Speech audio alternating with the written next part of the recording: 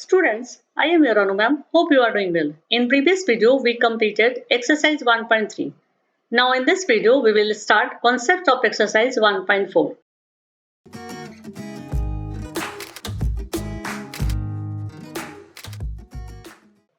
For concepts of exercise 1.4, we will learn theorem 1.5, theorem 1.6 and theorem 1.7. So let us start from the theorem 1.5. Theorem 1.5 start करने से पहले मैं आपसे एक request करना चाहती हूँ कि यदि आप मेरे चैनल को सब्सक्राइब नहीं किए हैं तो मेरे चैनल को सब्सक्राइब कर लीजिए, क्योंकि मेरे चैनल पर क्लास 10th के साइंस के सभी चैप्टर्स के वीडियोस हैं और अब मैं मैथ्स के हर एक चैप्टर्स के कॉन्सेप्ट के साथ साथ एग्जाम्पल्स और हर एक क्वेश्चंस को सॉल्व करके वीडियो अपलोड करने वाली हूँ। तो यदि आप मेरे चैनल को सब्सक्राइब कर लेते हैं तो मेरे ही चैनल पर आप साइंस और मैथ्स दोनों को देख सकते हैं और मैथ्स का वीडियो जो ही अपलोड होगा आपको नोटिफिकेशन चला जाएगा और आप उसे आसानी से देख सकते हैं। तो चलिए हम लोग इस वीडियो की शुरुआत थ्योरम 1.5 से करते हैं। Let x be a rational number whose decimal expansion terminates. Then x can be expressed in the form p upon q, where p and q are co-prime, and the prime factorization of q is of the form 2 raised to the power n, 5 raised to the power m, where n, m are non-negative integers. इस theorem में कहा जा रहा है कि माना कि x एक रेशनल नंबर है जिसका डेसिमल एक्सपेंशन टर्मिनेट्स कर जाता है, तब वो x जिसे रेशनल नंबर माना गया है p अपॉन q के फॉर्म में एक्सप्रेस किया जा सकता है, जहां p और q को प्राइम है।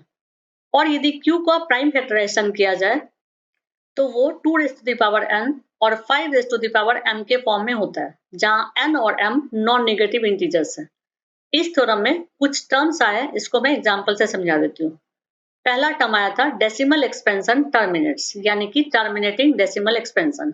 तो इसका एग्जांपल होगा 0.375, यानी टर्मिनेटिंग डेसिमल एक्सपेंशन का मीनिंग हुआ कि 0 के बाद एक डेसिमल आएगा और फिर कुछ डिजिट्स आएंगे।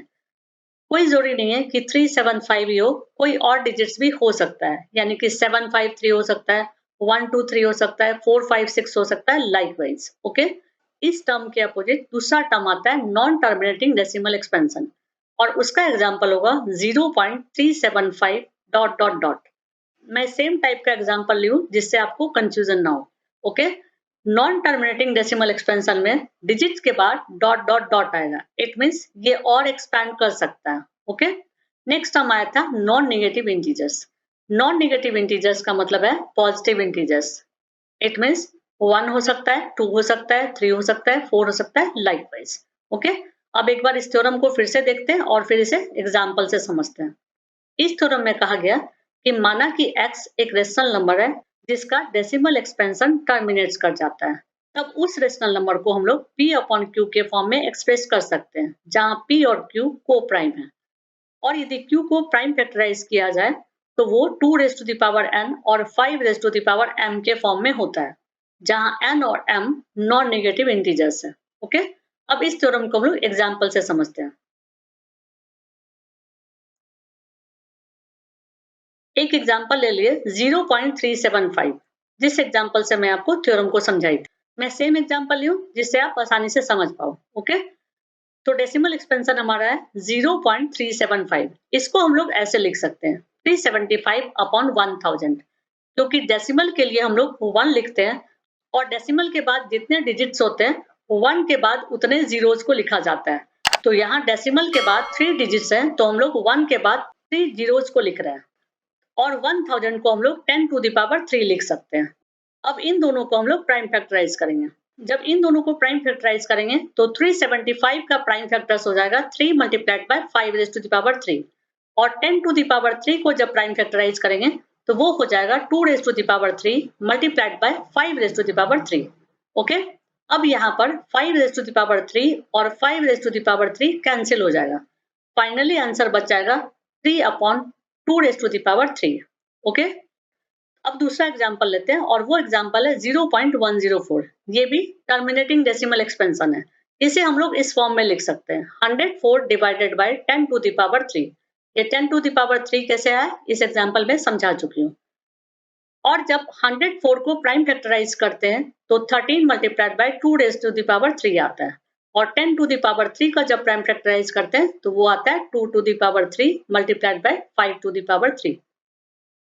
अब यहाँ पर 2 टू द पावर 3 और 2 टू द पावर 3 कैंसिल हो जाएगा, तो बच जाएगा 13 divided by 5 raise to the power 3। Okay, यानी दोनों एग्जांपल में हम लोग क्या देख रहे हैं कि Q को जब फैक्टराइज किया गया तो या तो 2 प्राइम आया है या फिर 5 प्राइम आया। ओके, अब हम लोग थ्योरम 1.6 को पढ़ेंगे। Let x equals to p upon q be a rational number such that the prime factorization of q is of the form 2 raised to the power n, 5 raised to the power m, where n, m are non-negative integers. Then x has a decimal expansion which terminates. इसमें कह रहा है कि माना कि x जो p upon q के form में पाया जाता है रेशनल नंबर है, जिसके q का प्राइम फैक्टराइजेशन करने पर 2 raise to the power n और 5 raise to the power m के फॉर्म में होता है, जहां n और m नॉन नेगेटिव इंटीजर्स होता है, तब उस x का डेसिमल एक्सपेंशन टर्मिनेट्स कर जाता है। यानी कि थ्योरम 1.6 थ्योरम 1.5 के अपोजिट है। अब इस थ्योरम को हम लोग एग्जांपल से समझते हैं। स्टार्ट करेंगे x equals to p upon q। तो एक एग्जांपल लेते हैं x equals to p upon q के फॉर्म में, और वो एग्जांपल है 3 अपॉन 8। अब यदि q को प्राइम फैक्टराइज करते हैं तो आ जाता है 2 to the power 3। Next step के लिए हम लोग इस 8 को टेंस में कन्वर्ट करेंगे। तो टेंस में कन्वर्ट करने के लिए हमें 2 टू द पावर 3 में 5 टू द पावर 3 से मल्टीप्लाई करना होगा, और यदि डिनोमिनेटर में 5 टू द पावर 3 से मल्टीप्लाई करते हैं तो न्यूमरेटर में भी 5 टू द पावर 3 से मल्टीप्लाई करना होता है, और फिर इसे इवैल्यूएट करेंगे। तो इवैल्यूएट करने पर वैल्यू आ जाएगा 375, और इसे यदि कंबाइंड में लिखेंगे तो वो हो जाएगा 10 टू द पावर 3, और फिर इसकी जब वैल्यू को निकालेंगे तो वो हो जाएगा 0.375, यानी कि टर्मिनेटिंग डेसिमल एक्सपेंशन। ओके, तो ये कहा जा रहा था थ्योरम 1.6 में।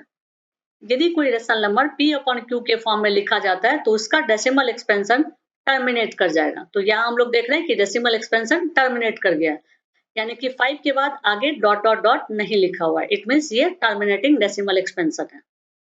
अब हम लोग थ्योरम 1.7 को पढ़ेंगे। Theorem 1.7 let x equals to p upon q where p and q are co-primes be a rational number such that the prime factorization of q is not of the form 2 raised to the power n, 5 raised to the power m, where n, m are non-negative integers.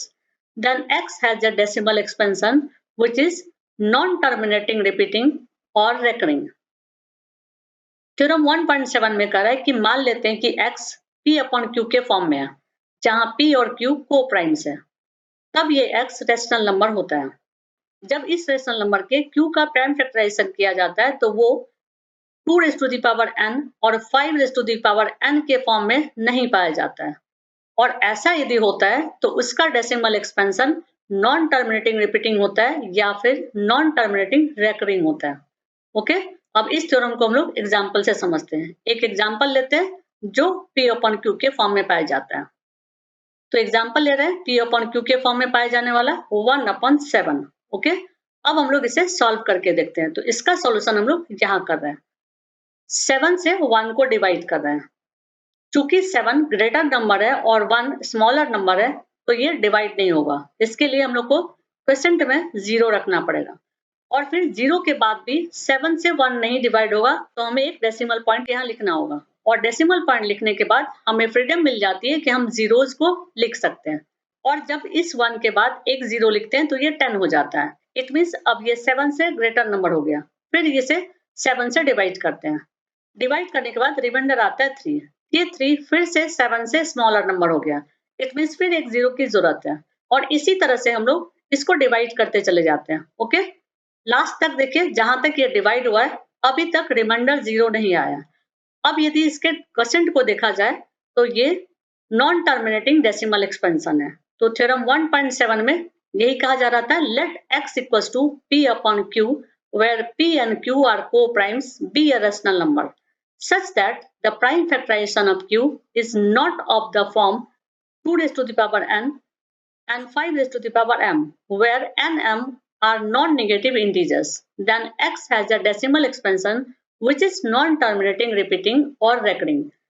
In short हम ये कह सकते हैं कि ऐसा rational number जिसके q का prime factorisation करने पर 2 प्राइम और 5 प्राइम ना हो करके और कोई दूसरा प्राइम हो, तो वो rational number non terminating repeating या नॉन टर्मिनेटिंग रेकरिंग होगा। ओके, नेक्स्ट वीडियो में हम लोग एक्सरसाइज 1.4 को स्टार्ट करेंगे। That's it. यदि आपको वीडियो पसंद आए तो लाइक कर दीजिएगा और आगे के वीडियोस को देखने के लिए सब्सक्राइब कर दीजिएगा।